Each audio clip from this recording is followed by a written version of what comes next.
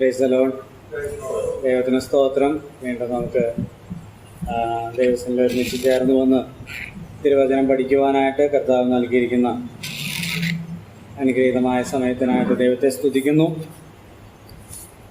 കർത്താവ് നമുക്ക് വചനം പഠിക്കുവാനായിട്ട് ഒരവസരം കൂടെ നൽകിയല്ലോ. ക്ഷേമവും സൗഖ്യവും ആരോഗ്യവും നന്മകളെല്ലാം നൽകി നമ്മെ നടത്തുന്ന കർത്താവിൻ്റെ വലിയ കൃപയ്ക്കായിട്ട് നന്ദിയോടുകൂടെ സ്തോത്രം ചെയ്യുന്നു.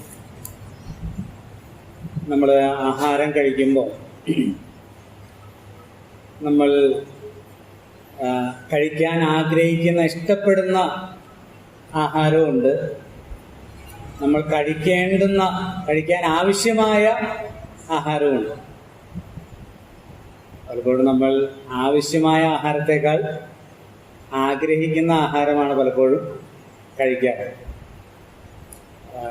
ഒരു കാലത്ത് കഴിഞ്ഞ ചൊവ്വാഴ്ച ഇവിടെ മീറ്റിങ്ങിന് കൂടിയപ്പോൾ അത് പറയായിരുന്നു. ഒരു കാലത്ത് വേണ്ടുന്നതുപോലെ വായിക്കാനോ മനസ്സിലാക്കാനോ ഒന്നും കഴിയാത്ത, ഇത്രത്തോളം ജ്ഞാനവും വിവേകവും ഇല്ലാത്ത കാലത്ത് നമ്മുടെ പിതാക്കന്മാര് ദൈവവചനം അതിൻ്റെ അടിസ്ഥാന തത്വങ്ങളൊക്കെ ഗ്രഹിക്കുവാനായിട്ട് വളരെയധികം പ്രയാസപ്പെട്ടിരുന്നു, അല്ലെങ്കിൽ വളരെ അധ്വാനിച്ച് ആണ് അവരത് പഠിച്ചത്. എന്നാൽ ഇന്ന് പഠിക്കാനായിട്ടുള്ള ധാരാളം സംവിധാനങ്ങളും സാഹചര്യങ്ങളും അന്നത്തേക്കാൾ മനുഷ്യ ബുദ്ധിവികാസമൊക്കെ ഉണ്ടായപ്പോൾ അങ്ങനെ പഠിക്കാനായിട്ടുള്ള ഒരു താല്പര്യമില്ല, കേൾവിക്കാരായിട്ട് മാത്രം തീർന്നു. ബരോവയിലെ വിശ്വാസികളെ പോലെ കേട്ടത് അങ്ങനെ തന്നെയാണോ എന്ന് പോയി വായിച്ച് നോക്കി പഠിച്ച് കുറിപ്പുകൾ തയ്യാറാക്കാനായിട്ടുള്ള ഒരു ഇഷ്ടം അല്ലെങ്കിൽ ഒരു താല്പര്യം, അതിനോടുള്ള ഒരു വചനത്തോടുള്ള ഒരു ആഗ്രഹം, അഭിനിവേശം ഇല്ലാതെ പോയി. ഞാനിങ്ങനെ പറയട്ടെ, നമ്മുടെ ഈ പഠനം, റോമാലേഖന പഠനം, ഒരു കേൾവിക്ക് ഒരു പക്ഷേ അത്ര ഇമ്പകരമായിരിക്കില്ല.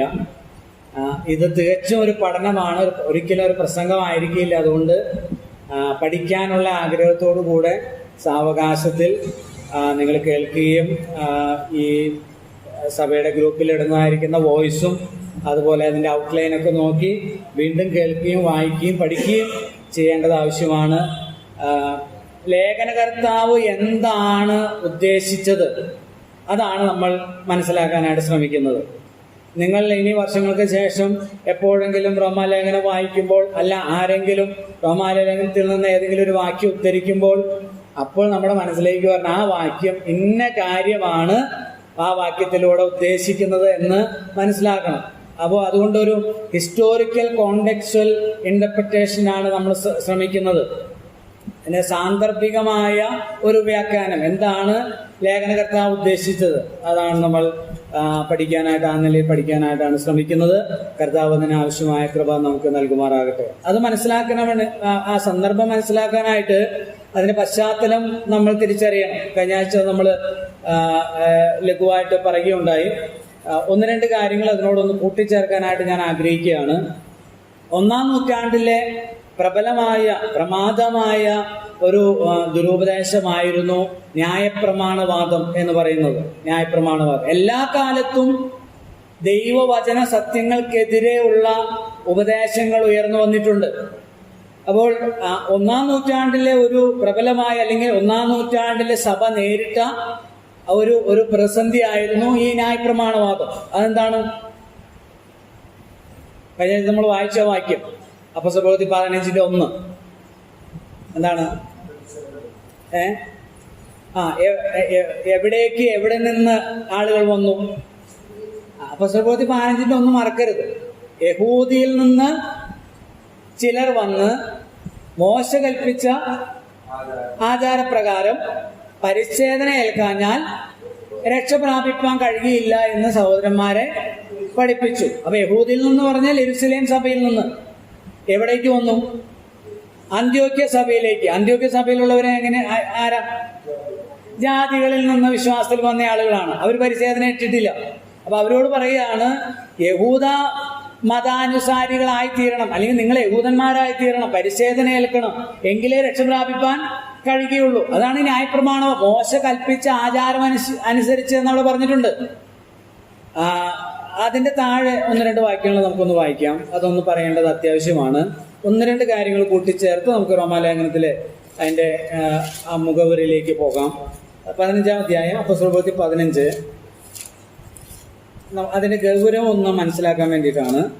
അപ്പോൾ പ്രവൃത്തി 15-ാം അധ്യായത്തിൻ്റെ 1-ാം വാക്യം നമ്മൾ വായിച്ചു കഴിഞ്ഞു. ഒന്നുകൂടി വായിക്കുന്നു. യഹൂദിയിൽ നിന്ന് ചിലർ വന്ന്, നിങ്ങൾ മോശ കൽപ്പിച്ച ആചാരം അനുസരിച്ച് പരിച്ഛേദന ഏൽക്കാഞ്ഞാൽ രക്ഷപ്രാപിപ്പാൻ കഴിയുകയില്ല എന്ന് സഹോദരന്മാരെ ഉപദേശിച്ചു. പൗലോസിനും ബർന്നബാസിനും അവരോട് അല്പമല്ലാത്ത വാദവും തർക്കവും ഉണ്ടായിട്ട്, അപ്പോൾ ഇവരെവിടെ നിന്ന് എവിടെയാണ്? അന്ത്യോക്യയിലാണ്. അന്ത്യോക്യയിൽ ആരുണ്ട്? 15-ാം അധ്യായം നമ്മൾ കഴിഞ്ഞ ചിന്തിച്ച 15-ാം അധ്യായത്തിൽ അന്ത്യോക്യ സഭയിലേക്ക് ആരെ അയച്ചതാ? യെരുശലേമിൽ നിന്ന് ബർന്നബാസിനെ. ബർന്നബാസ് പോയി ആരെ കൂട്ടിക്കൊണ്ടുവന്നു? പൗലോസിനെ കൂട്ടിക്കൊണ്ടു. അപ്പൊ അവർ രണ്ടുപേരും അവിടെ ഉണ്ട്. അപ്പൊ ഒരു കൂട്ടം ആളുകൾ വന്ന് ദുരുപദേശം പറയുമ്പോൾ മിണ്ടാതെ വാപൊത്തി നിൽക്കുകയല്ല. എന്തുണ്ടായി? എന്തുണ്ടായി? അല്പമല്ലാത്ത വാദവും. എന്തിനാ വാദവും തർക്കവും? പാട്ട് 2 പാടണോ അതോ 3 പാടണോ എന്നുള്ളതാണോ? കസേര എങ്ങോട്ട് തിരിച്ചിടണം? 3 വരി കസേര ഇടണം, 4 വരി കസേര ഇടണം, അതാണോ?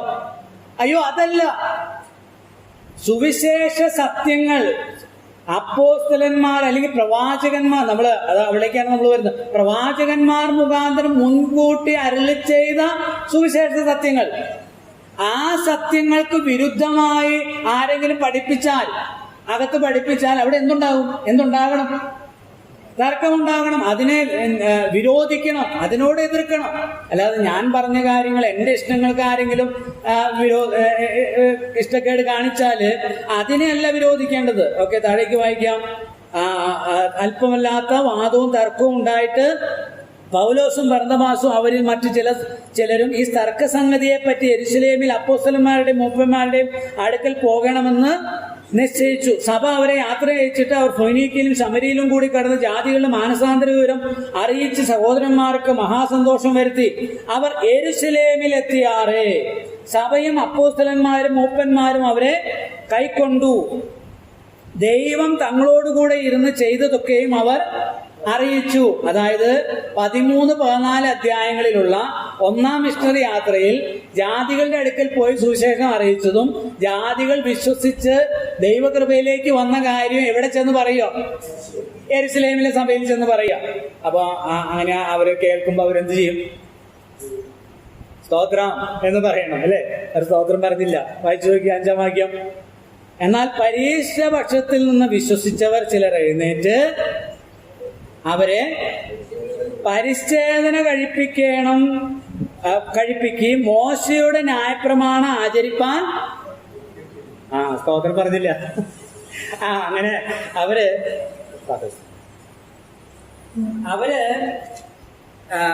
ജാതികളിൽ നിന്നാണ് അവർ വിശ്വാസത്തിൽ വന്നതെങ്കിൽ തീർച്ചയായിട്ടും അവരെന്ത് ചെയ്യണം?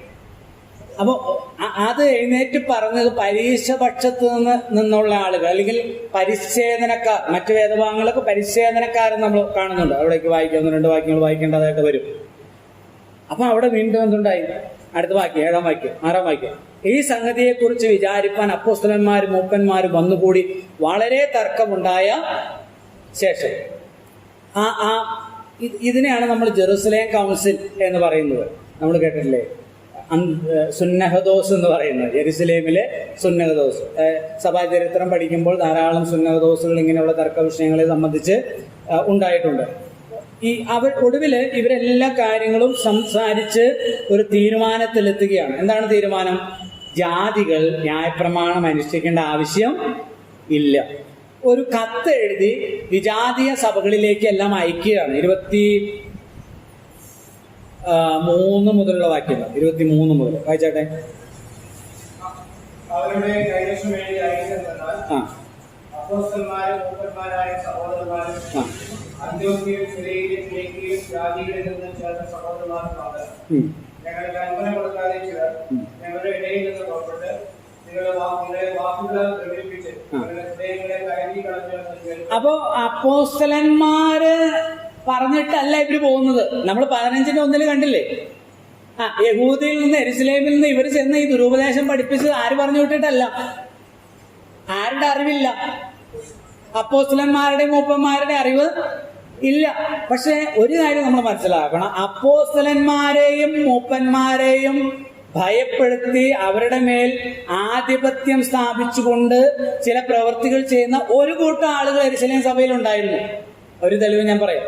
അപ്പോസ്തലപ്രവൃത്തി 10-ാം അധ്യായം, നമുക്കറിയാവുന്ന കാര്യം ഞാൻ പറയാം. അപ്പോസ്തലപ്രവൃത്തി 10 ആരെ കുറിച്ചാണ് പറഞ്ഞിരിക്കുന്നത്?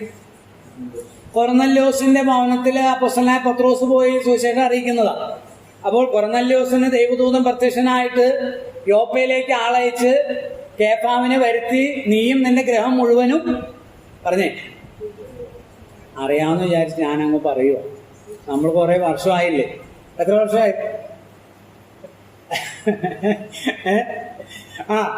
അപ്പൊ ഞാൻ അതുകൊണ്ടാണ് എടുക്കാത്ത. യോപ്പയിലേക്ക് ആളയച്ച് നീയും നിന്റെ ഗ്രഹം മുഴുവനും രക്ഷിക്കപ്പെടുവാനുള്ള വചനം കേൾക്കണമെന്ന് പറയുകയാണ്. അപ്പോൾ കൊർന്നല്യോസ് ആളെ അയക്കുക, ദൂതനെ അയക്കുക. അപ്പൊ ദൂതൻ ചെന്ന് യോപ്പയില് ഈ പത്രോസ് താമസിക്കുന്ന വീടിന്റെ കതക് മുട്ടുന്നതിന് മുമ്പ് കർത്താവ് പത്രോസിന് ഒരു ദർശനം കാണിച്ചു കൊടുക്കുകയാണ്. എന്താ ദർശനം? ഒരു തുപ്പട്ടി ആകാശത്ത് നിന്ന് ഇറങ്ങി വരികയാണ്, സ്വർഗത്തിൽ നിന്ന്. അപ്പൊ അതിലെന്തുണ്ട്? എല്ലാ വിധത്തിലുള്ള ഇടജന്തുക്കളും പക്ഷിമൃഗാദികളും ഉണ്ട്. എന്താണ് ശബ്ദം കേൾക്കുന്നത്? പത്രോസെ എഴുന്നേറ്റ് അറുത്ത് തിന്നുക, അറുത്ത് ഭക്ഷിക്കുക. അപ്പൊ പത്രോസ് എന്ത് പറഞ്ഞു? മലിനമായത് അശുദ്ധമായതൊന്നും തൊടരുത്, ഭക്ഷിക്കരുത് കർത്താവേ, അതാണ് പറയുന്നത്. അപ്പൊ വേറൊരു ശബ്ദമുണ്ട്. എന്താണ് ശബ്ദം? ഞാൻ ശുദ്ധീകരിച്ചതിന് നീ മലിനമെന്ന് നിരൂപിക്കരുത്. ഈ ശബ്ദം 3 പ്രാവശ്യം ഉണ്ടായിട്ട് ഈ തൊപ്പട്ടി എന്ത് ചെയ്തു? സ്വർഗത്തിലേക്ക് എടുക്കപ്പെട്ടു. എന്താന്ന് മനസ്സിലായത്? അപ്പൊ എന്താന്ന് ഇങ്ങനെ ചിന്തിച്ചുകൊണ്ടിരുന്നപ്പോഴാണ് ആര് വരുന്നത്? കൊർന്നല്യോസിന്റെ വീട്ടിൽ വചനം കേൾക്കാനായിട്ട് എല്ലാവരും ഒരുങ്ങിയിരിക്കുകയാണ്. അവന്റെ കുടുംബക്കാരെല്ലാവരും ഒരുങ്ങി അവിടെ തയ്യാറായിട്ട് ഇരിക്കുകയാണ്. യോഗം ക്രമീകരിച്ചിരിക്കുക, ഒന്ന് പ്രസംഗിക്കണം എന്ന് പറയാനായിട്ട് ദൂതം. അപ്പം മനസ്സിലായി. ആ പ്രസംഗം തുടങ്ങുന്നത് നിങ്ങളോ 26-ാം വാക്യം മുതൽ, അപ്പോസ്തലപ്രവൃത്തി 10-26 മുതൽ പ്രസംഗം തുടങ്ങുന്നത് എങ്ങനെയാണെന്നറിയാമോ? എന്താ? ദൈവത്തിന് മുഖപക്ഷ 26-ല്ലേ? സോറി 34 മുതലുള്ള വാക്യം. അപ്പോൾ പത്രോസ് വായ തുറന്ന് പറഞ്ഞു തുടങ്ങിയത്, ദൈവത്തിന് മുഖപക്ഷമില്ല എന്നും ഏത് ജാതിയിലും അവനെ ഭയപ്പെട്ട് നീതി പ്രവർത്തിക്കുന്നവനെ അവൻ യഥാർത്ഥമായി അംഗീകരിക്കുന്നു എന്ന് ഞാൻ അറിയുന്നു. ദൈവത്തിന് എന്തില്ല? അതാ കാണിച്ചു കൊടുത്തത്. എന്തില്? ദർശനത്തില്. നീ കൊർന്നല്യോസിന്റെ വീട്ടിൽ പോകണം. യഹൂദൻ എവിടെ പോവില്ല? ജാതികളുടെ വീട്ടിൽ പോവില്ല. ജാതികളോട് കൂടെ സംസർഗമില്ല. അപ്പോ വിജാതീയനായ കൊർന്നല്യോസിന്റെ വീട്ടിൽ പോകണം, സുവിശേഷം പ്രസംഗിക്കണം. ആ ഒടുവിലത്തെ ആ പ്രസംഗം അവസാനിപ്പിക്കുന്ന വാക്യം നമുക്കറിയാവുന്ന വാക്യം 43-ാം വാക്യം. എന്താ? അവനിൽ വിശ്വസിക്കുന്ന ഏവനും അവന്റെ നാമം മൂലം പാപമോചനമുണ്ട് എന്ന സകല പ്രവാചകന്മാരും. അതിലെ ഏറ്റവും പ്രധാനപ്പെട്ട വാക്ക് ഏതാണെന്നറിയാമോ? നിങ്ങൾ നോക്കിയിട്ട് പറയാം. ഇവിടുത്തെ കോണ്ടസ്റ്റില് ആ വാക്യത്തിലെ ഏറ്റവും പ്രധാനപ്പെട്ട വാക്ക് ഏവനും. ഓരോ സൗകര്യമാരോ പറഞ്ഞു, സ്തോത്രം, ഏവനും. അതെന്താ കോണ്ടസ്റ്റിൽ എന്താ പ്രത്യേകത? വിജാതീയനൊന്നുമില്ല, യഹൂദനൊന്നുമില്ല, എല്ലാവർക്കും സർവ്വജനത്തിനും ഉണ്ടാകുവാനുള്ള മഹാസന്തോഷം ഞാൻ നിങ്ങളോട് അറിയിക്കുന്നു. ക്രിസ്തു എന്ന് യഹൂദനെ രക്ഷിക്കാൻ മാത്രമല്ല, എല്ലാവർക്കും വേണ്ടിയാണെന്ന് എനിക്ക് മനസ്സിലായി. അതാണ് അവിടെ പറയുന്നത്. അവനിൽ വിശ്വസിക്കുന്ന ഏവനും അവന്റെ നാമം മൂലം പാപമോചനം ഉണ്ടാകും. അത് പ്രസംഗിച്ചു കഴിഞ്ഞപ്പോൾ വിശ്വസിച്ചവരുടെ മേൽ ആത്മാവ് വന്നു. അവരെന്ത് ചെയ്തു? സ്നാനം കഴിപ്പിച്ചു. സ്നാനമൊക്കെ കഴിഞ്ഞ്, സുവിശേഷ പ്രസംഗം കഴിഞ്ഞ്, സ്നാനമൊക്കെ കഴിഞ്ഞ് സന്തോഷമായിട്ട് ചെല്ലുക. എവിടേക്ക്? യെരൂശലേമിലേക്ക്, സഭയിലേക്ക് പത്രോസ് തിരികെ ചെല്ലുക. തിരികെ ചെല്ലുമ്പോ നിങ്ങൾ വായിച്ച് 11-ാം അധ്യായത്തിൽ 1-2 വാക്യങ്ങൾ വായിച്ചു. ജാതികളും ദൈവവചനം കൈക്കൊണ്ടുവരുന്ന അപ്പോസ്തലന്മാരും യഹൂദികളുടെ സഹോദരന്മാരും പത്രോസ് യെരൂശലേമിലെത്തിയപ്പോൾ പരിച്ഛേദനക്കാർ അവരോട് വാദിച്ചു, വായിച്ചോ. നീ അഗ്നികർമ്മികൾ അടുക്കൽ ചെന്ന് അവരോടുകൂടെ ഭക്ഷിച്ചു എന്ന് പറഞ്ഞു. കണ്ടോ? അവിടെ ചെല്ലാൻ നോക്കിയ ഇവര് ന്യൂസ് കിട്ടി. അതാ 1-ാം വാക്യം. ന്യൂസ് കിട്ടി. എന്ത്? ജാതികളും ദൈവവചനം സ്വീകരിച്ചു എന്ന് കേട്ടു. അപ്പോൾ സന്തോഷിക്കേണ്ടതിന് പകരം ഒരു കൂട്ടം ആളുകൾ തയ്യാറായിട്ട് നിൽക്കുകയാണ്. പത്രോസ് വരുമ്പോൾ കോളറിനെ പിടിക്കാൻ ചോദിക്കുക. എന്ത് ചോദിച്ചു? നീ ജാതികളോടുകൂടെ ഭക്ഷിച്ചു, നീ തിന്നു. അവരുടെ കൂടെ ഇവിടെ കൂട്ടായ്മ കിട്ടാഞ്ഞിട്ടാണോ? ഇവിടെ ഭക്ഷണം ഇല്ലാഞ്ഞിട്ടാണോ നീ ജാതികളുടെ ഇടയ്ക്കിലേക്ക് എന്ന് പറഞ്ഞ് ക്വസ്റ്റ്യൻ ചെയ്തു. ക്വസ്റ്റ്യൻ ചെയ്തു. അപ്പോൾ പത്രോസ് ആദ്യം മുതലുള്ള കാര്യങ്ങൾ തത്ത പറയുന്നത് പോലെ പറയുന്നതാണ് അടുത്ത വാക്യം നമ്മൾ കാണുന്നത്. ഓരോ കാര്യങ്ങൾ പറയുന്നതാണ്, അത് പറയേണ്ടതായിട്ട് വന്നു. അപ്പോൾ ഒന്നാമത്തെ പോപ്പെന്ന് ചിലരൊക്കെ ഗണിക്കുന്ന പത്രോസിന് ആ കാര്യങ്ങൾ അവിടെ വിശദീകരിക്കേണ്ടതായിട്ട് വന്നു. ഇനി തീർന്നില്ല. നിങ്ങൾ ഗലാത്യലേഖനം 2-ാം അധ്യായം ഒന്ന് എടുത്താട്ടെ. നമുക്ക് ആ ഗലാത്യലേഖനം 2-ാം അധ്യായത്തിലേക്ക് ഒന്ന് പോകാം.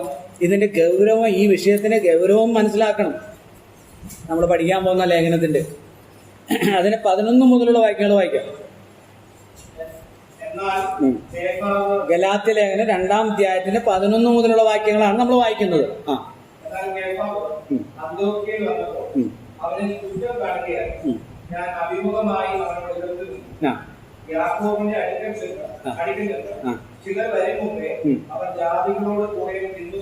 ഈ പൗലോസ് എവിടെയാണ്? അന്ത്യോക്യയിലേക്ക് ആര് വന്നു? പത്രോസ് വന്നു. എന്നാൽ കേഫാവ് അന്ത്യോക്യയിൽ വന്നാറെ അവനിൽ കുറ്റം കാണുകയാൽ ഞാൻ അവനോട് അഭിമുഖമായി എതിർത്തുന്നു. ആരോട് എതിർത്തു? പൗലോസ് പത്രോസിനോട് എതിർത്തു. എതിർക്കാൻ എന്താ കാരണം?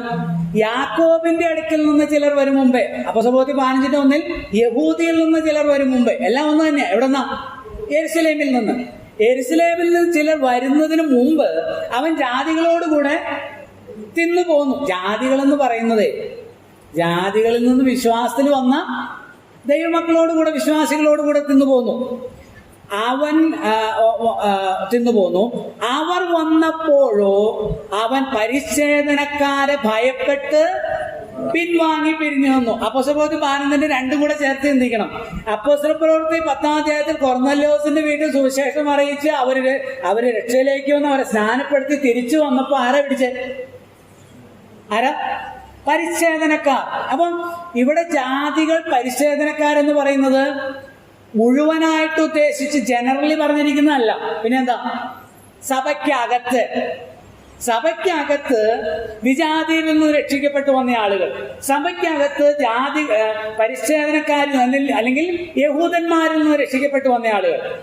എഫെസ്യ ലേഖനം 2:15 നമ്മൾ എപ്പോഴും പറയുന്ന ഒരു വാക്യം എന്ന് പറഞ്ഞ്, മുമ്പേ നിങ്ങൾ പ്രകൃതിയാൽ ജാതികളായിരുന്നു, ജഡത്തിൻ കയ്യാലുള്ള പരിച്ഛേദനയേറ്റവരാൽ അഗ്രചർമ്മിക്കാരെന്ന് വിളിക്കപ്പെട്ടിരുന്നു. അപ്പൊ അവിടെ പറയുന്ന മുമ്പേ നിങ്ങൾ ജാതികളായിരുന്നു അവർ ജനറലി പറഞ്ഞിരിക്കുന്ന യഹൂദന്മാര് ജാതികൾ, പരിച്ഛേദന ഏറ്റവര് ഏൽക്കാത്തവര്, അതാണ് അതിന്റെ അർത്ഥം. പക്ഷെ ഇവിടെ പറഞ്ഞെന്താ? പരിച്ഛേദനക്കാർ വന്നു എന്ന് പറഞ്ഞാൽ റോട്ടിക്കോട്ട് നടന്നു പോകുന്ന ഒരു പരിച്ഛേദനക്കാരൻ വന്നതാണോ അവിടെ? അല്ല. സഭയ്ക്കകത്ത് പരിച്ഛേദനാവാദം പറയുന്നവർ എല്ലാവരും പറയുന്നില്ല, എല്ലാ യഹൂദ വിശ്വാസികളും അത് പറയുന്നില്ല. ഒരു കൂട്ടം യഹൂദന്മാരെന്ന വിശ്വാസത്തിൽ വന്നവരിൽ ഒരു കൂട്ടം ആളുകൾ അത് പഠിപ്പിക്കുകയാണ്. പരിച്ഛേദനവാദം അല്ലെങ്കിൽ ന്യായപ്രമാണവാദം. ന്യായപ്രമാണം കൂടെ അനുസരിക്കണം, പരിച്ഛേദന കൂടെ അനുസരിക്കണം. അപ്പൊ അവരെ വിളിച്ചിരിക്കുന്ന പേരാണെന്ത്? പരിച്ഛേദനക്കാർ. അതുകൊണ്ടാണ് ഞാനൊരു ആ പേരിട്ടത്, പരിച്ഛേദനവാദം എന്നുള്ളത്. അപ്പൊ അവര് വന്നപ്പോ ആര് പേടിച്ചു? പത്രോസ് പേടിച്ചു. അതാണ് ഞാൻ നേരത്തെ പറഞ്ഞത്. അപ്പോസ്തലന്മാരെ മൂപ്പന്മാരെ ഭയപ്പെടുത്തി തങ്ങളുടെ ദുരുപദേശമൊക്കെ വ്യാപിപ്പിക്കുന്ന, അല്ലെങ്കിൽ അന്നുണ്ടായ എല്ലാ സഭകളിലേക്കും ഇത് വ്യാപിപ്പിക്കുന്ന ഒരു കൂട്ടം ആളുകൾ ഉണ്ടായിരുന്നു. അവരോടായിരുന്നു പോരാട്ടം. ആ ദുരുപദേശത്തിനെതിരെയാണ് അപ്പോസ്തലനായ പൗലോസ് ജീവിതകാലം മുഴുവനും പോരാടിയത്. അവിടെ അവരെ ഭയപ്പെട്ട് പിൻവാങ്ങി പിരിഞ്ഞു നിന്നു. അടുത്ത വാക്യം വായിക്കുന്നത്, ശേഷം യഹൂദന്മാര് അവനോടുകൂടെ കപടം കാണിച്ചതിനാൽ ബർന്നബാസും അവരുടെ കാപട്യത്താൽ പൗലോസിനെ കൊണ്ടുവന്നാരാ? ബർന്നബാസ്. ഇപ്പൊ എല്ലാവരും തെറ്റി. ഇപ്പൊ ആരേ ഉള്ളൂ? പൗലോസുള്ളൂ. ഇവിടെയാണ് സുവിശേഷം. അവിടെ ഒരു വാക്ക് പറയുന്നുണ്ട്, നമ്മളെ കോരിത്തരിപ്പിക്കുന്ന വാക്യം, 14-ാമത്തെ വാക്യം. അവർ സുവിശേഷത്തിന്റെ സത്യമനുസരിച്ച് ചൊവ്വായി നടക്കുന്നില്ല എന്ന് കണ്ടിട്ട്. എന്താ? ഞാൻ പറഞ്ഞത് നിങ്ങൾ കേൾക്കാത്തതുകൊണ്ടാണോ? അല്ല. പിന്നെ 5-ാം വാക്യം, 2-ന്റെ 5-ാം വാക്യം നോക്കി വായിച്ചാട്ട്. സുവിശേഷത്തിന്റെ സത്യം നിങ്ങളോട് കൂടെ നിലനിൽക്കുകയാണെങ്കിൽ ഞാൻ ഞങ്ങൾ അവർക്ക് നാഴിക പോലും വഴങ്ങി. സുവിശേഷത്തിനൊരു സത്യമുണ്ട്. കഴിഞ്ഞ ആഴ്ച ഞാനത് പറഞ്ഞാണ്. സുവിശേഷത്തിൽ ചേരേണ്ട കാര്യങ്ങളുണ്ട്, ചേരാൻ പാടില്ലാത്ത കാര്യങ്ങളുണ്ട്. സുവിശേഷത്തിന്റെ ഉപദേശ സത്യങ്ങൾക്ക് വിരുദ്ധമായിട്ടാണ് അവിടെ പ്രവർത്തിക്കുന്നത്. അല്ലെങ്കിൽ സുവിശേഷം അല്ലാതായിത്തീരുന്നു എന്ന് കണ്ടപ്പോൾ ആര് പ്രതികരിച്ചു? പൗലോസ് പ്രതികരിച്ചു. എന്നിട്ട് പറഞ്ഞു കൊടുക്കുന്ന കാര്യങ്ങളാണ് താഴേക്ക് 21 വരെയുള്ള വാക്യങ്ങൾ. ഞങ്ങൾ പിന്നീട് വായിച്ചാൽ ഗലാത്യലേഖനം നമ്മുടെ വിഷയമല്ല, പക്ഷെ റോമാലേഖനം ഗലാത്യലേഖനം ഒരേ കാര്യമാണ് പറഞ്ഞിരിക്കുന്നത്. ദൈവത്തിന് സ്തോത്രം. ഇതാണ് ഇതിന്റെ പശ്ചാത്തലം എന്ന് പറയുന്നത്. ഈ ഒരു പശ്ചാത്തലത്തിലാണ് അപ്പോസ്തലനായ പൗലോസ് റോമാലേഖനം എഴുതുന്നത്. വിശ്വാസത്താലാണ് നീതീകരണം, കർമ്മം ആവശ്യമില്ല, പ്രവൃത്തി ആവശ്യമില്ല എന്ന് പറയുമ്പോൾ അതങ്ങോട്ട് അംഗീകരിക്കാൻ സുവിശേഷ വിഹിത സഭകളിലുള്ള ആളുകൾക്കും കഴിയുന്നില്ല. രക്ഷിക്കപ്പെട്ടു എന്ന് പറയുന്ന ആളുകളും ചിന്തിക്കുന്നത് ഞാൻ എന്ത് ചെയ്യണം, നിങ്ങൾ ചെയ്യണം, വിശുദ്ധമായി ജീവിച്ചില്ലെങ്കിൽ എന്നൊക്കെ പറഞ്ഞ ആളുകളെ പേടിപ്പിക്കേണ്ട ആവശ്യമില്ല. വിശുദ്ധമായി ജീവിക്കേണ്ടെന്നല്ല, ഈ റോമാലേഖനം പഠിച്ചു വരുമ്പോൾ നമുക്കത് മനസ്സിലാവും. അപ്പം വിശ്വാസത്താലാണ് നീതീകരണം എന്ന അനുഗ്രഹീതമായ ഒരു കാര്യമാണ്. അവിടെ ആ വാക്കുണ്ടല്ലോ, പരിച്ഛേദനക്കാർ. ഫിലിപ്പിലേഖനം 3-ാം അധ്യായത്തിലുണ്ട് വിച്ഛേദനക്കാർ. അത് പറയുന്നവരെ കുറിച്ചാ. ആകാത്ത വേലക്കാരെ സൂക്ഷിപ്പിൻ എന്ന് പറയുന്നത്, നായ്ക്കളെ സൂക്ഷിപ്പിൻ, ആകാത്ത വേലക്കാരെ സൂക്ഷിപ്പിൻ, വിച്ഛേദനക്കാരെ സൂക്ഷിപ്പിൻ എന്ന് പറയുന്നത് ഇവരെ കുറിച്ചാണ്. ഈ അകത്തുള്ള ആളുകൾ, പുറത്തുള്ള പരിച്ഛേദനക്കാരല്ല. തീത്തോസിന്റെ 1-ാം അധ്യായം 10-ാം വാക്യത്തിൽ പറയുന്നത് എന്താ? അത് വായിച്ചാട്ടെ, പെട്ടെന്ന് പറഞ്ഞു, സ്റ്റാർട്ടിങ് പറഞ്ഞു. തീത്തോസ് 1:10.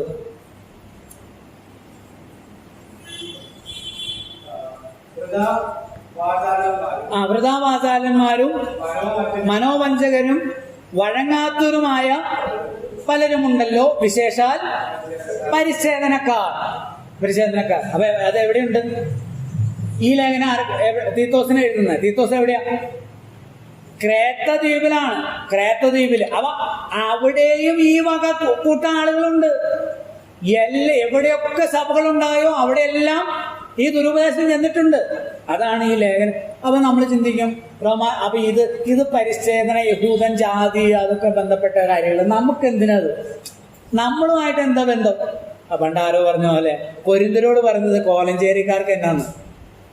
കൊരിന്ത്യ ലേഖനെ കൊരിന്ത്യരോട് പറഞ്ഞതിന് കോലഞ്ചേരിക്കാർക്ക് എന്താന്ന് ചോദിച്ചാൽ, ദൈവവചനത്തിലെ എല്ലാ കാര്യങ്ങളും എല്ലാ കാലത്തും ആപ്റ്റാണ്, പ്രായോഗികമാണ്. ഈ പരിച്ഛേദനവാദത്തിന്റെ മറ്റൊരു വകഭേദമാണ് കർമ്മമാർഗം എന്ന് പറയുന്നത്. പരിച്ഛേദന ഏൽക്കണ്ട എന്ന് പറഞ്ഞാൽ ഒരു കർമ്മവും വേണ്ട എന്നുള്ളതാണ്. കർമ്മം വേണ്ട പാപമോചനത്തിന്. അപ്പൊ ഇന്നത്തെ എല്ലാ മതങ്ങളും ഇസങ്ങളും ഈ ഒരു വിധത്തിൽ പറഞ്ഞ വേർപെട്ട സഭാസമൂഹങ്ങളിൽ തന്നെയും പഠിപ്പിക്കുന്നത് ഇതിനെതിരാണ്. വിശ്വാസത്താലുള്ള നീതീകരണത്തിന് എതിരായ കാര്യമാണ്. ആ സുവിശേഷ സത്യങ്ങൾക്കെതിരാണ്. നമുക്ക് റോമാലേഖനത്തിന്റെ ആമുഖത്തിലേക്ക് വരാം. കഴിഞ്ഞ ആഴ്ച നമ്മളത് പറഞ്ഞു തുടങ്ങിയിരുന്നു. നമ്മളതിന്റെ ഒന്നാമത്തെ, അല്ലെങ്കിൽ ഈ ലേഖനത്തെ പല ഭാഗങ്ങളായിട്ട് നമ്മൾ വിഭജിച്ചതിന്റെ ഒന്നാമത്തെ വിഭജനം മുഖപുര എന്നുള്ളതാണ്. 1-ാം അധ്യായത്തിന്റെ 1 മുതൽ 17 വരെയുള്ള വാക്യങ്ങളാണ്. 1-ാം അധ്യായത്തിന്റെ 1 മുതൽ 17 വരെയുള്ള വാക്യങ്ങൾ. അതില് 1 മുതൽ 7 വരെയുള്ള വാക്യങ്ങൾ വന്ദനം. റോമിലെ വിശുദ്ധന്മാരെ അപ്പോസ്തലനായ പൗലോസ് വന്ദനം ചെയ്യുന്നതാണ് 1 മുതൽ 7 വരെയുള്ള വാക്യങ്ങൾ. അതിൽ താൻ പറയുന്നത് താൻ ആരാണ് എന്നും തൻ്റെ അനുവാചകരെ അവർക്കുള്ള ഗുണവിശേഷണങ്ങളെ പ്രകീർത്തിച്ചുകൊണ്ടും താൻ ചില കാര്യങ്ങൾ പറയുന്നതാണ് ഈ 7 വാക്യങ്ങളിൽ. അതിൻ്റെ കഴിഞ്ഞ ആഴ്ച നമ്മൾ പറഞ്ഞു, അപ്പോസ്തലനായ പൗലോസ് തന്നെ പരിചയപ്പെടുത്തുന്നത് തൻ്റെ 3 വിശേഷതകൾ പറഞ്ഞുകൊണ്ടാണ്. 1, 2, 3 വാക്യങ്ങൾ വായിക്കുന്നു. വായിച്ചാട്ടെ. ദൈവം തന്റെ നമ്മുടെ കർത്താവായ യേശു ക്രിസ്തുവിനെ കുറിച്ച് വിശുദ്ധ രേഖകളിൽ തന്റെ പ്രവാചകന്മാർ മുഖാന്തരം മുൻകൂട്ടി വാഗ്ദത്തം ചെയ്ത സുവിശേഷത്തിനായി വേർതിരിച്ച് വിളിക്കപ്പെട്ട അപ്പോസ്തലനും യേശു ക്രിസ്തുവിന്റെ ദാസനുമായ പൗലോസ്, റോമയിലെ ദൈവത്തിന്റെ പ്രിയനും വിളിക്കപ്പെട്ട വിശുദ്ധന്മാരുമായ എല്ലാവർക്കും എഴുതുന്നു. ദൈവത്തിന് സ്തോത്രം. അപ്പോസ്തലനായ പൗലോസ് തന്നെ തന്നെ അവതരിപ്പിക്കുന്ന ആരായിട്ടാണ്? നോക്കിയിട്ട് പറഞ്ഞു. ഒന്ന്, യേശുക്രിസ്തുവിന്റെ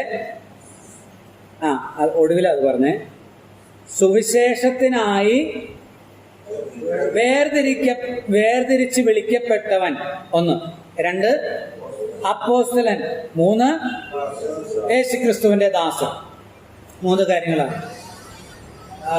ഇത് പറയുമ്പോൾ ഇത് വെറുതെ അങ്ങ് പറഞ്ഞതല്ല. ഞാൻ ആരാണെന്നുള്ളത് ഇതിനകത്തൊരു വ്യംഗ്യമുണ്ട്. ആ വ്യംഗ്യം എന്താന്ന് വെച്ചാല്, പൗലോസ് അപ്പോസ്തലനല്ല എന്ന് സ്ഥാപിച്ച് നടക്കുന്ന കുറേ അധികം പറഞ്ഞു നടക്കുന്ന ഒരു കൂട്ടം ആളുകളുണ്ട്. അതാരാ? ഈ പരിശോധനവാദികളാ, ഈ ന്യായപ്രമാണവാദികളാ. അവരെന്തിനാ അത് പറയുന്നത്? എന്തിനാ പറയുന്നത്? പൗലോസ് പറയുന്ന സുവിശേഷം ശരിയല്ല എന്ന് സ്ഥാപിക്കാം. ഇന്നും ഒരു കൂട്ടം ആളുകൾ സുവിശേഷത്തിന്റെ സത്യം അതുപോലെ പഠിപ്പിക്കുന്ന നമ്മെ പോലെയുള്ള ആളുകൾ ആധികാരികമായവരല്ല, ഞങ്ങൾക്കാണ് വചനം പറയാൻ, പഠിപ്പിക്കാൻ, പ്രസംഗിക്കാനുള്ള അധികാരം ഉള്ളൂ, ഇവരൊക്കെ ഇന്നലെ പൊട്ടിമുളച്ചവരാണ്, ഇവർക്കൊന്നും ദൈവവചനം പ്രസംഗിക്കാനുള്ള അധികാരമില്ല എന്നാണ് എപ്പിസ്കോപ്പൽ സഭകളുടെ ഒരു വെപ്പ്, ഒരു ചിന്താഗതി. ഞാനൊരിക്കൽ നമ്മുടെ മിഷൻ ഹോസ്പിറ്റലിൽ ഇങ്ങനെ ഇരുന്നപ്പോൾ അവിടെ ഒരു കത്തോലിക്ക സഹോദരങ്ങളുടെ ഒരു മാസിക, അത് എന്ത് കിട്ടിയാലും ഇങ്ങനെ തുറന്നു നോക്കി വായിക്കുന്ന ശീലമുള്ളൂ, വായിച്ചു നോക്കി പോൾ തേലക്കാട്ട് അച്ഛൻ്റെ ഒരു ലേഖനമാണ്. അപ്പം ആ ലേഖനത്തിൻ്റെ ഹെഡിങ് എന്ന് പറയുന്നത് എനിക്കറിഞ്ഞൂടെ പോൾ തേലക്കാട്ട് അച്ഛന്. അപ്പം അദ്ദേഹത്തിൻ്റെ ഒരു നല്ല വിജ്ഞാനീയമുള്ള ഒരു അച്ഛനാണ്. അപ്പോൾ അദ്ദേഹത്തിൻ്റെ ഒരു ലേഖനമാണ്. ആ ലേഖനത്തിൻ്റെ ഹെഡിങ് തന്നെ അവനവനിസം എന്നാണ്. അപ്പം എനിക്കൊരു ജിജ്ഞാസ തോന്നി, എന്താണ് ഈ അവനവനിസം? വായിച്ചു വന്നപ്പോഴാണ് മനസ്സിലാക്കിയത് ഞാൻ നേരത്തെ പറഞ്ഞ കാര്യം. അതായത് അപ്പോസ്തോലിക അധികാരം കത്തോലിക്ക സഭയ്ക്ക് മാത്രമേ ഉള്ളൂ. ഇപ്പോൾ ഈ പ്രൊട്ടസ്റ്റന്റുകാർ പറയുന്നതൊക്കെ അവനവനിസമാണ്, അവനവന് തോന്നുന്നത് പറയുന്നതാണ് എന്നാണ്. ഈ കത്തോലിക്ക സഹോദരങ്ങളുടെ അവരുടെ വിശ്വാസ പ്രമാണം ചൊല്ലുമ്പോൾ പറയുന്ന ഒരു കാര്യമുണ്ട്, കാതോലിക്കവും ശ്ലൈകികവുമായ സഭയിൽ ഞങ്ങൾ വിശ്വസിക്കുന്നു എന്നാണ്. അയ്യോ, ശ്ലൈകികമാകണമെങ്കിൽ, നിങ്ങൾ ശ്ലൈകികമാകണമെങ്കിൽ, അപ്പോസ്തോലികമാകണമെങ്കിൽ അപ്പോസ്തലന്മാർ എന്താണ് വിശ്വസിച്ചത്? ഇവിടെ വ്യക്തമായി പറയുന്നുണ്ട്. അപ്പോസ്തലനായ പൗലോസ് എന്താ പറഞ്ഞിരിക്കുന്നത്? യേശുക്രിസ്തുവിനെ, ദൈവം തന്റെ പുത്രനും നമ്മുടെ കർത്താവുമായ യേശുക്രിസ്തുവിനെ കുറിച്ച് വിശുദ്ധരേഖകളിൽ തന്റെ പ്രവാചകന്മാർ മുഖാന്തരം മുമ്പ് കൂട്ടി വാഗ്ദത്തം ചെയ്ത സുവിശേഷം. ഇത് അവനവനിസമല്ല. ഇത് ശ്ലൈകികമാകണമെങ്കിൽ, സഹോദരങ്ങളെ, നമ്മൾ അപ്പോസ്തലികമാകണമെങ്കിൽ, ആരെങ്കിലും അപ്പോസ്തലികമാകണമെങ്കിൽ അപ്പോസ്തലന്മാർ ഓരോരുത്തരും തങ്ങൾക്ക് തോന്നുന്നതല്ല പ്രസംഗിച്ച്, ആണോ? അല്ല. അവരെന്താ പ്രസംഗിച്ച്? ഇവിടുന്ന് എടുത്തു പറഞ്ഞ്, പ്രവാചകന്മാർ ക്രിസ്തുവിനെ കുറിച്ച് മുമ്പ് കൂട്ടി വാഗ്ദത്തം ചെയ്ത സുവിശേഷമാണ്. ഈ സുവിശേഷം പോലും പ്ലാൻഡ് ആണ്. അത് പെട്ടെന്ന് പൊട്ടിമുളച്ചതല്ല. നമ്മളെ കുറിച്ച് അതാണല്ലോ പറയുക, പെട്ടെന്ന് പൊട്ടിമുളച്ചത്. അയ്യോ, ഞങ്ങൾ പെട്ടെന്ന് പൊട്ടിമുളച്ചതല്ല. ഞങ്ങൾ നവീകരണകർത്താക്കളല്ല, ഞങ്ങൾ പൂർവീകരണത്തിലേക്ക് പോയവരാണ്. എന്ന് പറഞ്ഞാൽ അപ്പോസ്തലന്മാർ പറഞ്ഞത് വിശ്വസിക്കുകയും പ്രസംഗിക്കുകയും ഉയർത്തിപ്പിടിക്കുകയും ചെയ്യുന്നവരാണ്. അപ്പോസ്തലന്മാർ പറഞ്ഞത്, അല്ലെങ്കിൽ ഒന്നും കൂടെ കടത്തി പറഞ്ഞാൽ പ്രവാചകന്മാർ പറഞ്ഞ യേശുവിനെ പ്രസംഗിച്ച അപ്പോസ്തലന്മാരുടെ പ്രമാണങ്ങൾ അതുപോലെ വിശ്വസിച്ച് അംഗീകരിക്കാത്ത ഒരുവരും ശ്ലൈകികമല്ല, അപ്പോസ്തലികം അല്ല. 1000 പേര് കൂടി പറഞ്ഞതുകൊണ്ട് ശരിയാകില്ല. അപ്പോസ്തലനായ പൗലോസ് അപ്പോസ്തലനല്ല എന്ന് വലിയ കൂട്ടം ആളുകൾ താൻ പോയി സുവിശേഷം അറിയിച്ച് രൂപീകരിക്കപ്പെട്ട സഭകളിലൊക്കെ നടന്നു പറഞ്ഞു. ഒന്നാം മിഷണറി യാത്രയിൽ സ്ഥാപിതമായ ഗലാത്യ സഭകൾ 3-4 സഭകളുണ്ട്. ലുസ്ത്ര, ദർബ, ഇക്കോന്യ, അന്ത്യോക്യ മുതലായ, ഇക്കോന്യ, പിസിദ്യയിലെ അന്ത്യോക്യ മുതലായ സഭകൾ, സിറിയയിലെ അന്ത്യോക്യ അല്ല. ആ സഭകളിലൊക്കെ പോയി പറഞ്ഞു. പൗലോസ് സുവിശേഷം അറിയിച്ച് അവരെ രക്ഷയിലേക്ക് കൊണ്ടുവന്ന് പൗലോസ് തിരിച്ചു വന്നപ്പോഴേക്ക് ഈ ആളുകൾ ചെന്ന് പറഞ്ഞു, പൗലോസ് അപ്പോസ്തലനല്ല, ഞങ്ങൾക്കാണ് ക്രിസ്തു അധികാരം തന്നിരിക്കുന്നത്, ഈ പുള്ളി തന്റെ കയ്യിൽ നിന്നിട്ട് പറയുന്നതാണ് എന്ന് പറഞ്ഞപ്പോൾ നിങ്ങൾ വായിച്ചു നോക്കണം. ഗലാത്യലേഖനം 4-ാം അധ്യായത്തിന്റെ 13 മുതലുള്ള വാക്യങ്ങൾ വായിച്ചാൽ നമ്മുടെ ചങ്ക് പൊട്ടും.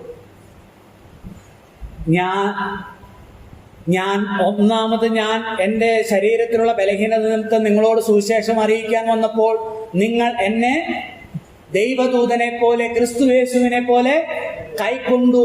നിങ്ങളുടെ ഈ ഭാഗ്യപ്രശംസ എവിടെ? ഞാൻ നിങ്ങളോട് സത്യം പറയുകയാൽ ഞാൻ നിങ്ങൾക്ക് ശത്രുവായി പോയോ? ഇപ്പൊ അവരെ ആരായി? ശത്രുവായി. എന്താ കാരണം? പൗലോസ് അപ്പോസ്തലനല്ല എന്നൊക്കെ മുഖസ്തുതി പറഞ്ഞ് അവരെ വളച്ച്, ചക്കരവാക്കും മുഖസ്തുതിയൊക്കെ പറഞ്ഞ് വളച്ച് ഇവരെ സ്വീകാര്യനും പൗലോസിനെ അസ്വീകാര്യനുമാക്കി തീർത്ത് ഇവരെന്ത് ഏൽപ്പിച്ചു? പരിച്ഛേദന ഏൽപ്പിച്ചു. അതിനെതിരെ ഗലാത്യലേഖനം പറയുന്നത് നോക്കണം.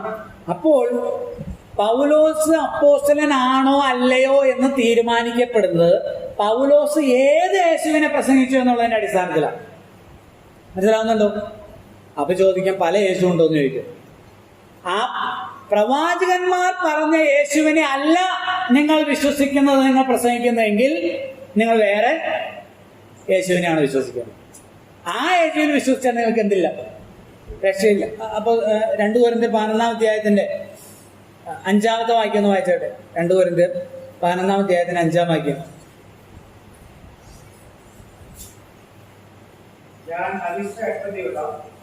സോറി, 4-ാം വാക്യം.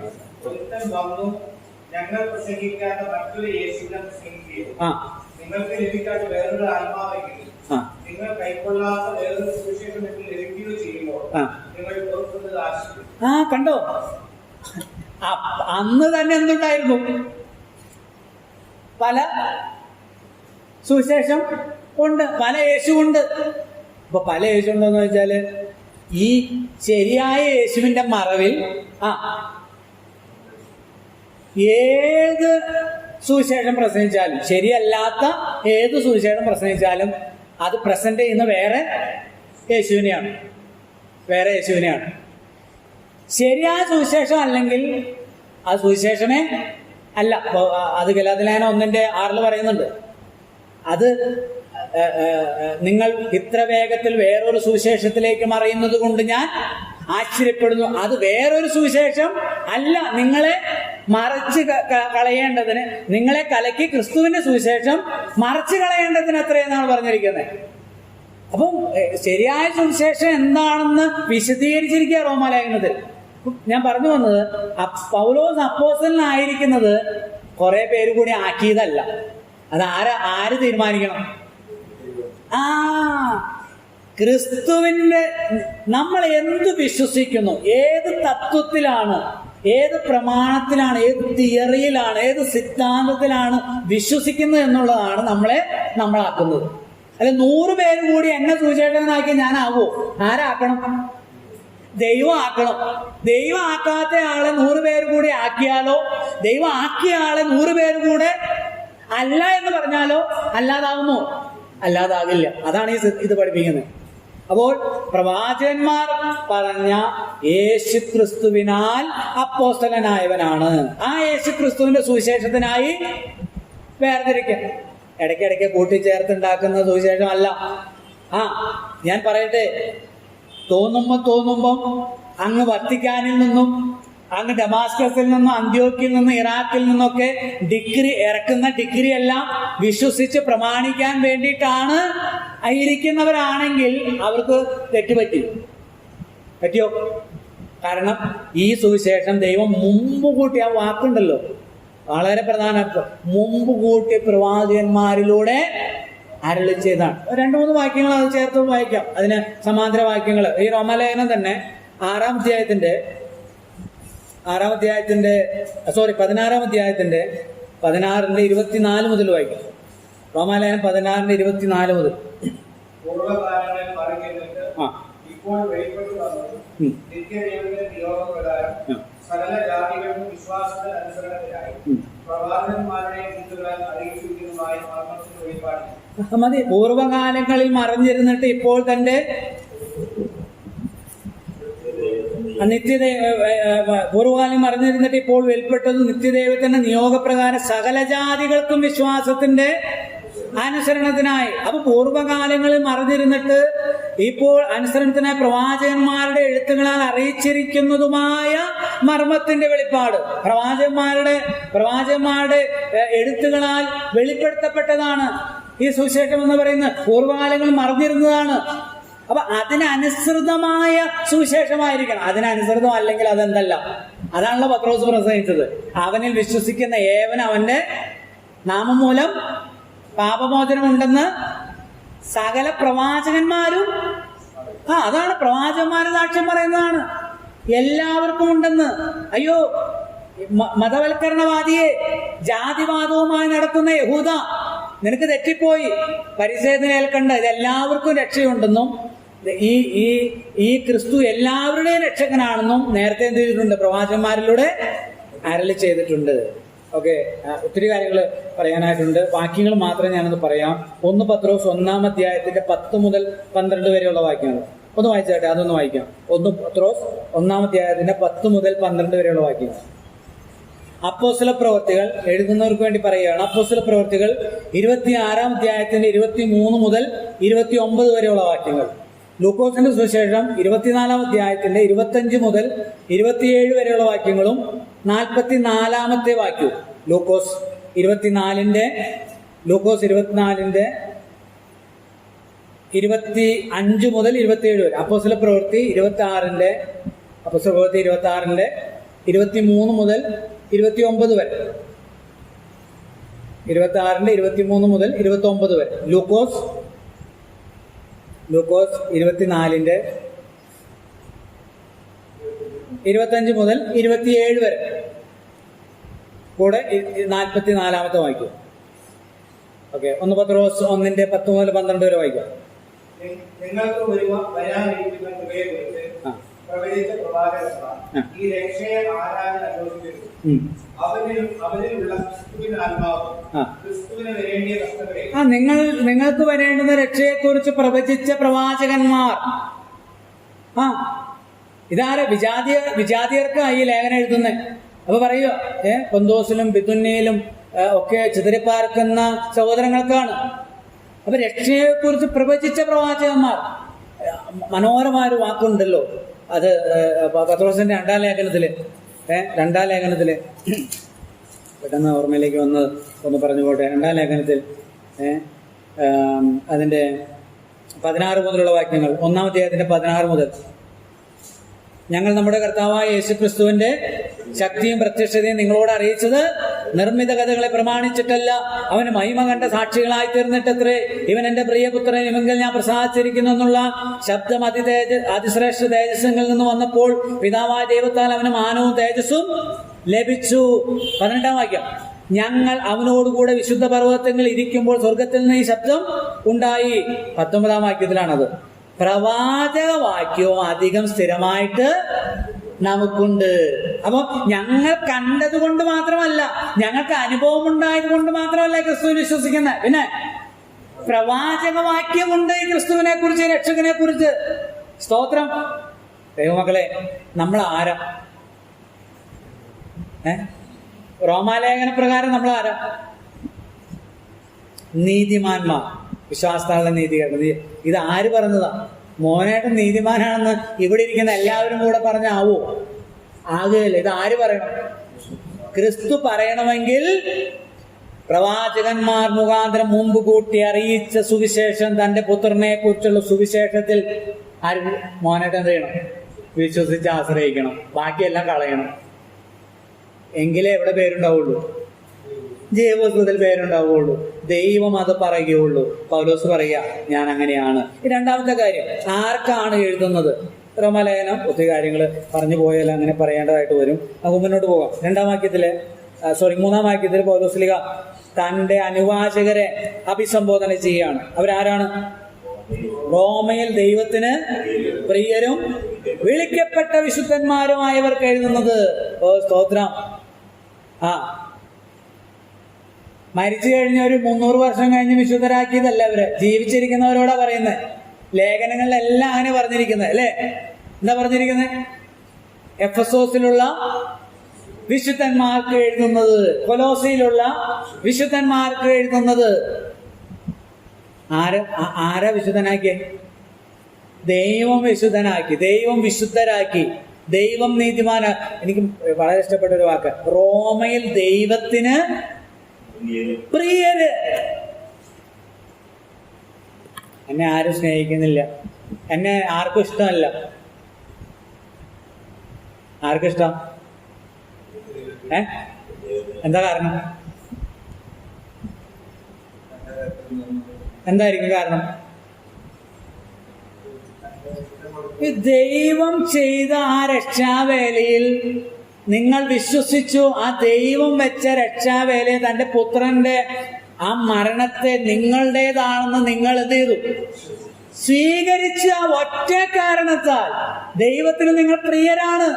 ആ മുടിയനായ പുത്രനെ എന്തെല്ലാം പൊരുത്തക്കേടുകൾ അവൻ ചെയ്തല്ലേ, എല്ലാം നശിപ്പിച്ചില്ലേ. ഈ തിരിച്ചു വരുമ്പോഴേ ആ അപ്പൻ ചെന്ന് ഓടി ചെന്ന് അവനെന്ത് ചെയ്യുന്നുണ്ട്? എന്താ കാരണം? പറ. മകനായതുകൊണ്ട്, വേറെ ഒരു കാരണവുമില്ല. നാം ക്രിസ്തുവിൽ വിശ്വസിച്ച് അവന്റെ മക്കളായി തീർന്നതിനാൽ ദൈവത്തിന് നമ്മൾ ആരാണ്? എല്ലാവർക്കും പ്രിയരാകണ്ടെന്ന്. എല്ലാവർക്കും പ്രിയരാകാൻ പറ്റുമോ? പറ്റില്ല. ആളുകൾക്ക് പറ്റുന്ന ഒരു വലിയ പരാജയമാ, തോൽവിയാ, തെറ്റിദ്ധാരണയാ. എന്ത്? മക്കളുടെ പ്രിയപ്പെട്ടവരാകാം എന്ന മാതാപിതാക്കന്മാര് ചിന്തിക്കുന്നേ. പിന്നെ കുറെ നാളുകൾക്ക് ശേഷം അത് മനസ്സിലാവുന്നേ അങ്ങനെയാകാൻ പറ്റില്ല. അല്ലെങ്കിൽ ഞാൻ സ്നേഹിക്കുന്ന പെൺകുട്ടിയുടെ ഏറ്റവും പ്രിയപ്പെട്ടവനാകാം എന്ന് ചിന്തിക്കുന്നത് പറ്റില്ല, സാധ്യമല്ല. ആരുടെയും പ്രിയപ്പെട്ടവരാകാൻ കഴിയില്ല. കാരണം മനുഷ്യർ തങ്ങളെക്കാൾ അധികമായിട്ട് ആരെയും ചെയ്യുന്നില്ല, സ്നേഹിക്കുന്നില്ല. എന്നാൽ അങ്ങനെ സ്നേഹിക്കുന്നവന്റെ സ്നേഹത്തെ നിങ്ങൾ സ്വീകരിച്ചതിനാൽ അവന് നിങ്ങൾ പ്രിയരാണ്. നിങ്ങൾ എന്തുമാകട്ടെ, നിങ്ങൾ ആരുമാകട്ടെ, നിങ്ങൾ വിജാതീയരാകട്ടെ, കറുത്തവനും വെളുത്തവനും ആരുമാകട്ടെ, കർത്താവിന് നിങ്ങൾ ഏറ്റവും പ്രിയപ്പെട്ടവരാണ്. നമ്മൾ എന്തെങ്കിലും ആണെന്നും മറ്റുള്ളവരുടെ പ്രിയം നേടാനൊക്കെയാണ് ആളുകൾ ധനം സമ്പാദിക്കുന്നതും എന്താ പറയുക സ്റ്റാറ്റസ് വർദ്ധിപ്പിക്കുകയൊക്കെ ചെയ്യുന്നത്. വല്ല കാര്യമുണ്ട്? നമ്മളോട് ബഹുമാനവും അടുപ്പവും ഒക്കെ കാണിക്കുന്നത് പണമുള്ള ഒരാളാണെങ്കിൽ ആ ബഹുമാനവും അടുപ്പവും ഒക്കെ കാണിക്കുന്നത് എന്തിന്റെ അടിസ്ഥാനത്തില്? പണത്തിന്റെ. അപ്പൊ ആരെ ബഹുമാനിക്കുന്നത്? ഈ വ്യക്തിയല്ല, പണത്തെയാണ് ബഹുമാനിക്കുന്നത്. നിങ്ങൾക്ക് ആ പണമില്ലാതെ ആകുമ്പോൾ ഈ ചെറുക്കന്റെ കൂട്ടുകാരൊക്കെ എന്ത്? ഇവന്റെ കൂടെ അടിച്ചു പൊളിക്കാടാന്ന് പറഞ്ഞ് ഇവനെ കൊണ്ടുപോയില്ലേ? ഏത് മുടിയൻ പുത്തന്റെ കാര്യമാണ് പറയുന്നത്. അവരൊക്കെ എന്ത്? എപ്പോ പോയി? പണമില്ലാതായപ്പോ പോയി. അപ്പൊ ആരെ ഇഷ്ടപ്പെട്ട്?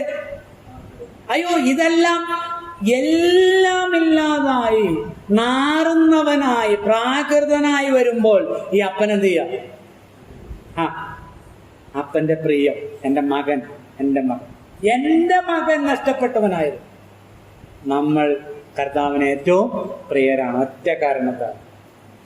അവന്റെ പുത്രന്റെ ചങ്കലച്ചോര എനിക്ക് വേണ്ടിയിട്ടായിരുന്നു എന്ന് പറഞ്ഞു. ഈ നെല്ലിക്കുന്നത്തുള്ള ഈ നടത്തറയിലുള്ള അല്ലെങ്കിൽ ചിറക്കോടോ കാച്ചേരിയിലോ അഞ്ചേരിയിലുള്ള ആളുകളെക്കാൾ ദൈവം നിങ്ങളെ പ്രിയരായി കരുതുന്നതിന് ഒറ്റ കാരണമേ ഉള്ളൂ. മിടുക്കനായതുകൊണ്ടൊന്നുമല്ല, ഒരു കാരണവുമില്ല വേറെ. ഈ ഒരൊറ്റ കാരണത്താൽ. ദൈവത്തിന് സ്തോത്രം. താഴേക്ക് പോകാം. 4 വാക്യം. നമ്മുടെ പിതാവായ ദൈവത്തിൽ നിന്നും വായിച്ചേട്ടോ 4 മുതൽ. നമ്മുടെ പിതാവായ ദൈവത്തിൽ നിന്നും കർത്താവായ യേശുക്രിസ്തുവിൽ നിന്നും നിങ്ങൾക്ക് കൃപയും സമാധാനവും ഉണ്ടാകട്ടെ. ജഡം സംബന്ധിച്ച് ദാവീദിന്റെ സന്തതിയെ ജനിക്കുകയും മരിച്ചിട്ട് ഉയർത്തെഴുന്നേൽക്കുക, വിശുദ്ധിയുടെ ആത്മാവ് സംബന്ധിച്ച് ദൈവപുത്രൻ ശക്തിയോടെ നിർണ്ണയിക്കുകയും ചെയ്തിരിക്കുന്നവരാണല്ലോ. ഞങ്ങൾ അവന്റെ നാമത്തിനായി സകല ജാതികളുടെ ഇടയിൽ വിശ്വാസത്തിന് അനുസരണം വരുത്തേണ്ടത് കൃപയും അപ്പോസ്തലത്വവും സ്ഥാപിച്ചു. അവരിൽ യേശുക്രിസ്തുവിനായി വിളിക്കപ്പെട്ട നിങ്ങളും ഉൾപ്പെട്ടിരിക്കുന്നു. ദൈവത്തിന് സ്തോത്രം. അപ്പൊ ഈ അപ്പോസ്തലത്വം ലഭിച്ചത് ആരാലാണ് എന്ന് സ്പെസിഫിക് ആയിട്ട് പറയുന്ന ഒരു ഭാഗമാണിത്. അതിലെ 2 കാര്യങ്ങൾ പെട്ടെന്ന് പറഞ്ഞ് നമുക്ക് അവസാനിപ്പിക്കാം. 5-ാം വാക്യം. ജഡം സംബന്ധിച്ച് ദാവീദിന്റെ സന്തതിയിൽ നിന്ന് ജനിക്കുകയും മരിച്ചിട്ട് ഉയർത്തെഴുന്നേൽക്കിയാൽ വിശുദ്ധിയുടെ ആത്മാവ് സംബന്ധിച്ച് ദൈവപുത്രൻ എന്ന ശക്തിയോടെ നിർണയിക്കപ്പെട്ടവനാലല്ലോ. യേശുക്രിസ്തുവിന്റെ ദൈവത്വത്തെയും മനുഷ്യത്വത്തെയും കുറിച്ചാണ് ഇവിടെ പറഞ്ഞിരിക്കുന്നത്. ജഡം സംബന്ധിച്ച് ആരാ?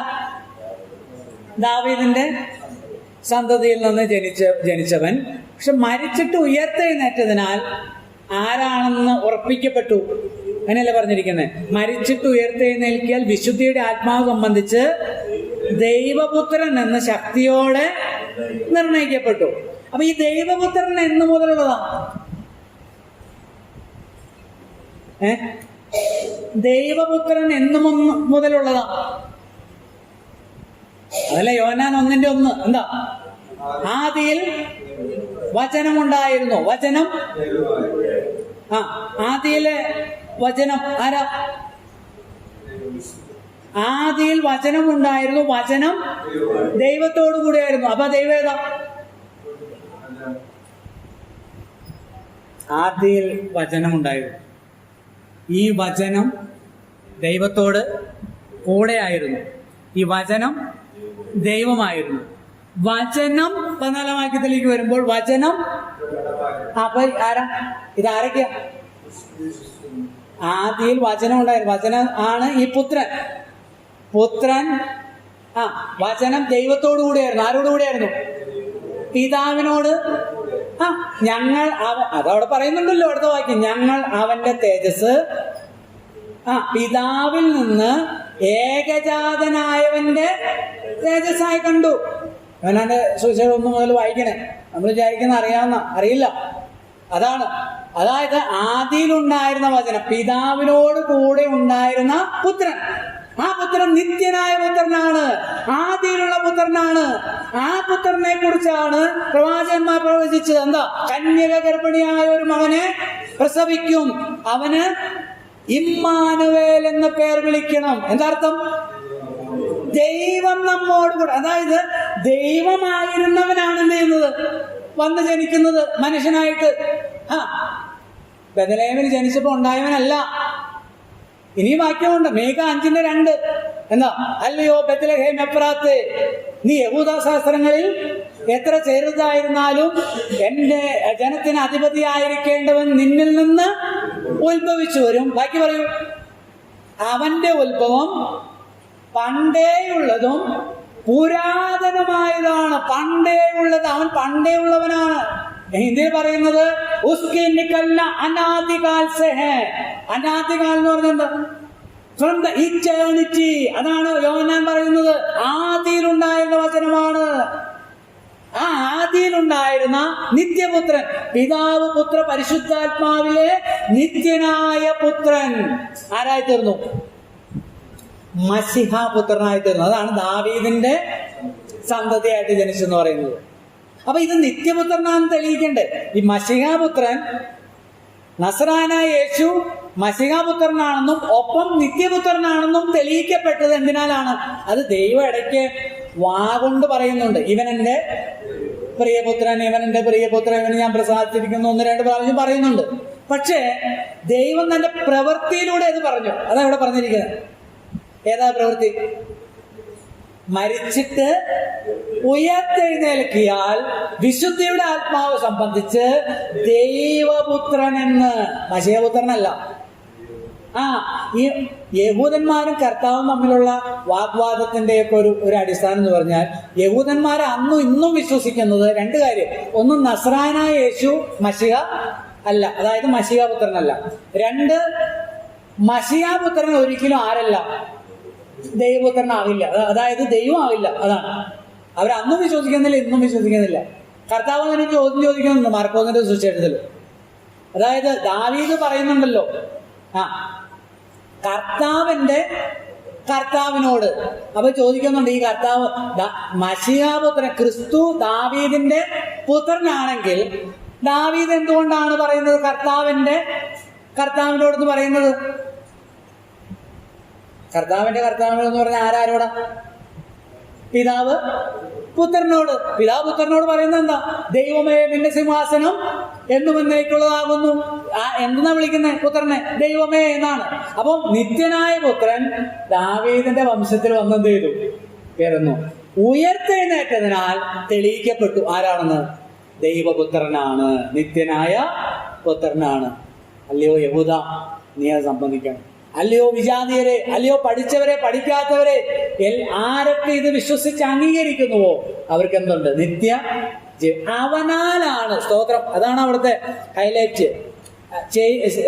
എന്ന് ശക്തിയോടെ നിർണയിക്കപ്പെടുകയും ചെയ്തിരിക്കുന്നവനാലല്ലോ ഞങ്ങൾ അവന്റെ നാമത്തിനായി സകല ജാതികളുടെയും ഇടയിൽ വിശ്വാസത്തിന് അനുസരണം വരുത്തേണ്ടതിന് കൃപയും അപ്പോസ്തലത്വവും. ഓർഡിനേഷൻ കിട്ടിയ ആയതല്ല ചോദിച്ചേട്ടാ, ആണോ? അങ്ങനെ ആയതാണോ നമ്മൾ? അങ്ങ് മേളിൽ നിന്ന് എന്താ പറയുന്നത്, പാരമ്പര്യമായിട്ട് കിട്ടിയത് അല്ല, ആരാൽ കിട്ടിയതാ? മക്കളെ, നമ്മൾ ദൈവത്തിന്റെ മക്കളാണെന്ന് കാണുന്ന ദൈവമക്കൾ എന്ന് പറഞ്ഞ ആരാ? ദാവീദിന്റെ സന്തതിയിൽ ജനിച്ചിട്ട് മരിച്ച് ഉയർത്തെഴുന്നേൽക്കയാൽ ആരാ?